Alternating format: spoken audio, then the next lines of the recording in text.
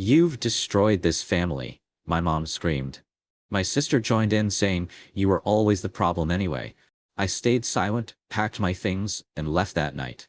But 3 months later, I woke up to 17 missed calls and a message that made my hands shake. I, 32M, stared at my phone screen, the notification count glowing in the dark room. 17 missed calls, all from numbers I'd blocked 3 months ago. The message preview made my stomach drop before I even unlocked the screen. The night I left replayed in fragments. Mom's face twisted in rage, spit flying as she screamed that I'd destroyed everything. My sister stood beside her, arms crossed, nodding along like she'd been waiting years to say I was always the problem. I'd stood there holding the folder, the one with all the bank statements and forged signatures, and realized nothing I said would matter. They'd already decided I was the villain. So I packed 2 duffel bags, my laptop, the folder. I left my childhood bedroom key on the kitchen counter, and drove 6 hours to a city where nobody knew my face. The first month was survival mode. I crashed on my college roommate's couch until I found a studio apartment that smelled like mildew and old carpet. The tech startup where I'd been doing freelance work offered me full-time. The pay wasn't great, but it was mine, clean money. Not like the inheritance fund my sister and her husband had been systematically draining for 2 years. That's what the folder contained. 2 years of transfers, small amounts at first, then larger chunks. My grandfather's inheritance, the one he'd split evenly between my sister and me, was supposed to be untouchable until we were 35. But my sister's husband worked in finance, and apparently, he knew people who knew people. They'd been forging my authorization signatures, claiming emergency family expenses. I discovered it by accident. A banking error sent me duplicate statements. The amounts didn't match. I started digging and found the rabbit hole went deep. Over $200,000 gone, funneled into their business ventures, their new house, her car. When I confronted them at Sunday dinner, I expected shock, maybe denial. Instead, Mom exploded. How dare I accuse my sister of theft? Family doesn't steal from family. I was always jealous of my sister's success, always trying to tear her down. My brother-in-law sat quiet, smirking into his wine glass. I showed them the statements. Mom ripped them from my hands and threw them across the room. She said I probably fabricated them, that I was sick in the head, that I needed help. My sister started crying, playing victim like she'd rehearsed. She said I was cruel, that I'd always resented her happiness, that bringing this up now, when she was finally building something, proved I wanted her to fail. Nobody asked if it was true. Nobody looked at the evidence. That's when Mom screamed it, that I'd destroyed this family, that everything was fine until I started making accusations. My sister joined in, voice shaking with manufactured hurt, saying I was always the problem anyway. I'd prepared a whole speech about trust and betrayal and legal consequences. But standing there, watching them close ranks, I realized they didn't care about truth. They cared about maintaining their version of reality. One where my sister was the golden child, and I was the troublemaker who couldn't let things go. So I stayed silent.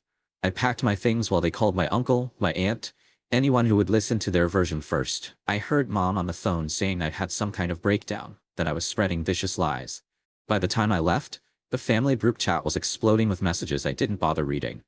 The first month away, I felt relief. The second month, I felt anger. By the third month, I'd started to feel something like peace. I worked, I explored the city. I went on dates that went nowhere but felt like progress anyway. My therapist said I'd done the healthy thing by removing myself from a toxic situation. Then came the calls. I blocked them all. Mom, Dad, my sister, my brother-in-law, even the extended family members who'd sent me messages calling me selfish and heartless. But they'd found ways around it. New numbers, email. My LinkedIn inbox had 7 messages I'd ignored. Now at 3 in the morning, my phone buzzed with the 18th call from a number I didn't recognize. I almost declined it, but something made me answer. Dad's voice came through, shaky and older than I remembered. He asked where I was, said we needed to talk. Not angry, not accusatory, just tired. I asked him what he wanted.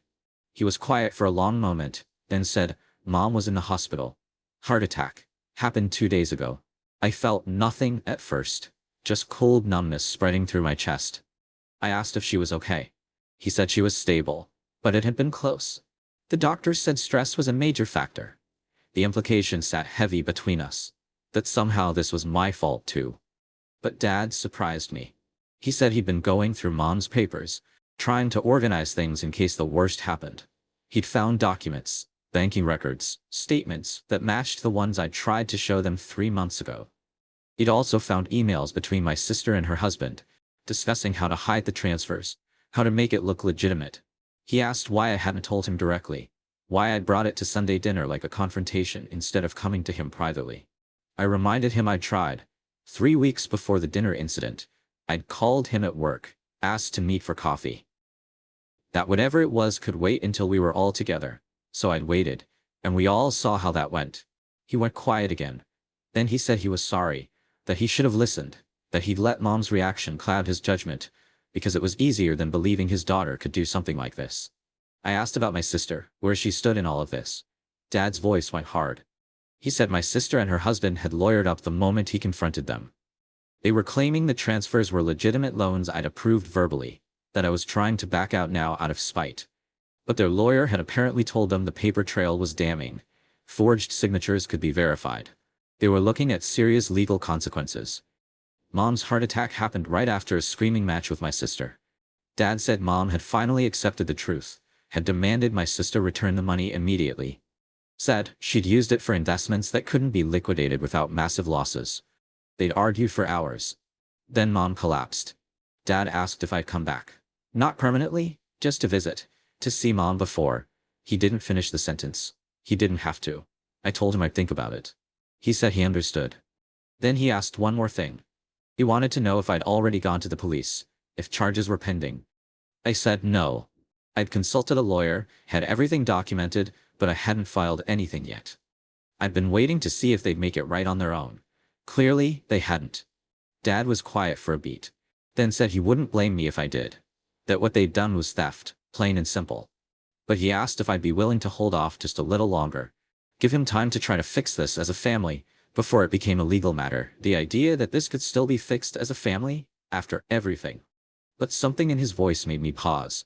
Not manipulation, just exhaustion. The sound of a man watching his family implode, and desperately trying to hold the pieces together. I said I'd give him 2 weeks. After that, I was moving forward with or without their cooperation. He thanked me and hung up. I sat in the dark for an hour afterward, trying to figure out what I felt. Satisfaction that the truth had finally come out. Anger that it took Mom nearly dying for anyone to take me seriously. Guilt that I'd left and let it get this far. But underneath it all was something colder. Something that had crystallized during 3 months of silence and distance. I didn't need their apology. I didn't need them to understand or validate what I'd been through. I'd survived without them. Built a life without their drama and gaslighting. Even for a visit, felt like stepping backward into quicksand. But I'd give Dad his 2 weeks. Not for Mom, not for my sister. For him, because he'd at least had the decency to admit he was wrong. Update 1. Dad called back 6 days later. His voice sounded worse.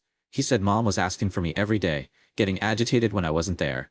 The doctors said her recovery was being complicated by her emotional state. She needed to see me, needed to apologize, needed closure.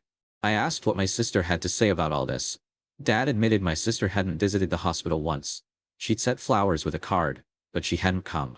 She was too busy with her lawyers, preparing her defense. Dad had tried to reach her multiple times, but she'd stopped answering his calls. He said he'd been going through more documents. The full scope of the theft was worse than I'd initially discovered. Over $300,000 when you added up all the transfers, including ones from mutual funds and bonds I didn't even know existed. My sister and her husband had been planning to claim those funds were family emergency loans that I'd agreed to verbally. Dad had already contacted my lawyer with everything he'd found. He was prepared to testify against my sister if it came to that. He'd also frozen all remaining accounts and revoked any authorizations that had my forged signature. Then he told me something that made my hands shake. Mom had changed her will. 2 years ago, right around when the transfer started. She'd written me out almost entirely, leaving everything to my sister, except for a token $5,000. The lawyer who drafted it had notes indicating Mom had expressed concern about my financial irresponsibility and wanted to protect the estate from my poor decisions. My sister had apparently been feeding Mom lies for years, telling her I was in debt, that I'd asked my sister for money and gotten angry when she refused, that I was jealous and unstable. Mom had believed every word. Dad said he'd found emails between Mom and my sister, discussing how to protect the family assets from me. How I'd always been the problematic child, how I'd never appreciated what I had. My sister had systematically poisoned our mother against me, while robbing me blind. And Mom had helped her do it. I asked Dad why he was telling me this. What did he want from me now? He said he wanted me to know the truth. And he wanted me to know that he was filing the police report himself, that he'd spent 3 days trying to convince my sister to return the money quietly, to make this right before it destroyed what was left of the family. She'd refused, told him I'd always been a liar, that he was a fool for believing me, that she'd done nothing wrong. So he was done protecting her. The charges would be filed Monday morning.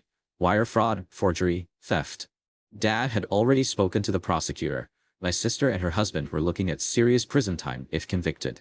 Dad asked again if I'd come back. Said Mom was asking for me, crying about it, that seeing me might be the only thing that would help her recover. I told him, no. I said Mom had spent 2 years believing lies about me, helping my sister steal from me, writing me out of her will because she thought I was worthless. She'd screamed at me, called me a liar and a destroyer of families, and thrown me out without a second thought. If she was asking for me now, it wasn't because she loved me. It was because she felt guilty and wanted absolution. I wasn't interested in giving her that. Dad went quiet. Then he said he understood that it was more than I deserved to be asked. He apologized again, said he'd failed me as a father by not seeing what was happening, by not protecting me from my own family. I told him I appreciated that I didn't blame him the same way I blamed them, but I also wasn't ready to come back. Maybe someday, not now. He accepted it, said he'd keep me updated, and ended the call. Update 2. The charges were filed on Monday. Dad called that evening to tell me my sister had been arrested at her home that morning. Her husband was arrested at his office. Both were released on bail by afternoon. But the damage was done. Local news had picked up the story, not my name thankfully, but enough details that people were talking. My sister's business, some kind of boutique consulting firm, had immediately suspended her. Her husband's financial firm had placed him on administrative leave pending investigation. Their social circle, the one they'd cultivated so carefully, had gone silent. Dad said my sister had tried calling him from jail, screaming that he'd ruined her life, that I'd poisoned him against her, that she'd never forgive him. He hung up and blocked her number. Mom had found out about the arrest from the hospital television. She had another cardiac episode, not as severe as the first, but enough that they'd moved her back to intensive care. She was asking for my sister now, not me. Dad said she kept saying there had to be a mistake, that her daughter would never do this, that someone must have forced her. The denial was almost impressive. Dad had hired a victim's advocate lawyer to help me navigate the restitution process. Even if my sister was convicted, getting the money back would take years, if it was even possible. Most of it was gone, spent on investments that had failed, or assets that couldn't be easily liquidated. I'd likely recover a fraction of what was stolen. But I didn't care about the money anymore, not really. I cared about the vindication. About everyone who'd called me a liar, seeing the truth. The family group chat I'd been removed from was apparently in meltdown. Dad showed me screenshots, relatives taking sides, some defending my sister, some apologizing to me through Dad. My aunt had apparently tried to start a legal fund for my sister's defense until Dad told her exactly what the evidence showed. She'd gone quiet after that. Dad asked one more time if I'd consider visiting. Not for Mom. For him. He said he wanted to see me, to talk in person, to try to rebuild something from the wreckage. I told him I'd think about it. And this time, I meant it. Update 3. I drove back on a Saturday, 3 weeks after the initial call. I didn't tell Dad I was coming. I wanted the option to leave if it felt wrong. The town looked smaller than I remembered. The house looked the same, except the garden Mom had always obsessed over was overgrown and dying. I sat in my car across the street for 10 minutes before Dad came out. He must have seen me from the window. He looked older, grayer, thinner. He walked to my car and stood there, waiting. I got out. We didn't hug, just stood there in the driveway. Two people who used to be family, trying to figure out what came next. Dad said Mom was home. Still weak, still in denial, but stable. She was upstairs resting. He said I didn't have to see her if I didn't want to. I asked if my sister had tried to contact him. He said she'd sent a letter. He'd burned it without reading it. We went inside. The house smelled like stale air and neglect. Dad made coffee and we sat at the kitchen table, where everything had fallen apart 3 months ago. He told me the trial was set for 6 months out. The prosecutor was confident about conviction. My sister's lawyer had already floated a plea deal, reduced charges in exchange for guilty plea and restitution agreement. Dad had refused to support it. He wanted full prosecution. I asked if he'd spoken to my sister at all. He said no, that she'd made her choices, and now she'd face the consequences. That he was done being manipulated. We talked for hours, About everything. About how he'd missed the signs. About mom's favoritism toward my sister. About the family dynamics that had made all of this possible. Dad admitted he'd always taken the path of least resistance. Let mom make the decisions about us kids, avoided conflict. He said he could see now how that had enabled everything. Around sunset, I heard movement upstairs. Mom appeared at the top of the stairs, frail in her bathrobe, staring down at me. She asked if it was really me. Her voice was small, uncertain. I said yes. She came down slowly, holding the railing. Dad tensed beside me, ready to intervene if this went badly. Mom stood in front of me, tears already streaming. She said she was sorry. That she'd been wrong about everything. That she believed lies. And pushed away her son, and she didn't know how to fix it. I asked if she finally believed I'd been telling the truth. She nodded, collapsing into a chair. She said Dad had shown her everything. The bank statements, the forged signatures, the emails between my sister and her husband. She said she'd been stupid and blind, and she'd lost her daughter because of it. I corrected her. She'd lost her son. Her daughter was the one who'd stolen from me. Mom flinched, but she nodded. Said she'd lost us both. That my sister wouldn't speak to her. Blamed her for taking Dad's side. That Mom had tried to explain to her that what she'd done was wrong, and my sister had called her a traitor. I felt nothing looking at her. No anger, no satisfaction, no love, just emptiness. I told her I didn't know if I could forgive her. That she'd made her choice when she threw me out instead of listening. That trust, once broken this completely, might never be repaired. She said she understood. That she didn't deserve forgiveness. But she wanted me to know that she saw the truth now, and she was sorry. I stayed for dinner. We ate mostly in silence. I left before dark, promising Dad I'd stay in touch. As I drove back to my new city, my new life, I felt something shift. Not forgiveness. Not reconciliation. Just closure. They couldn't hurt me anymore. I'd survived their worst and built something better. My sister's trial would happen with or without me. The money would or wouldn't be recovered. Mom would or wouldn't get better. None of it was my problem to fix anymore. I'd done what I needed to do.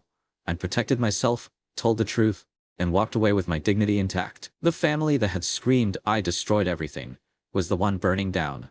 And I was finally, completely free of it.